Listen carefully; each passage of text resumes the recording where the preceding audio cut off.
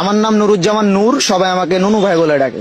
জি ধন্যবাদ নুনু ভাই। দর্শক আপনারা এই মুহূর্তে জানতে পারলেন আসন্ন চাকসু নির্বাচনে নুনু দাঁড়িয়ে গেছে এবং তুই আমাকে চিনোস? তুই আমার ক্ষমতা সম্বন্ধে জানোস? মাথা কিন্তু গরম হয়ে যেতেছে কিন্তু।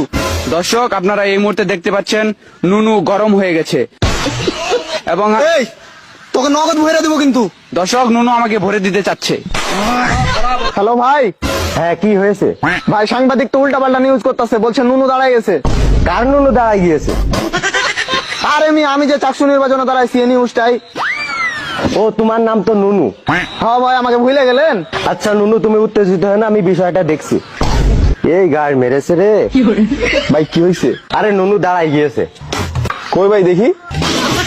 এই সুধীর পুত, আমার নুনু না। ও ভাই রে ভাই। কিন্তু ভাই আমি তো আন্ডারে বসছি, কার নুনু দাঁড়াইছে? আরে আমার ছোট ভাই নুরুজ্জামান নূর ভিপি পদে দাঁড়াইছে। ও ভাই, তাহলে তো বিশাল গ্যাঞ্জাম লাগে যাবো। নুনুরে কন্ট্রোল করেন। ও, আসলে নুনুরে কন্ট্রোল করতে হবে, না হলে বিশাল ঝামেলা হয়ে যাবে না।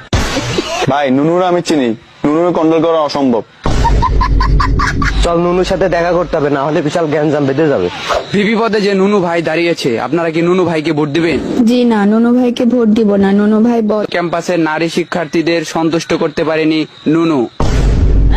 ভাই, নুনু ভাই আমাদের মেরে ফেলবে, সব উল্টাপাল্টা নিউজ করেন না।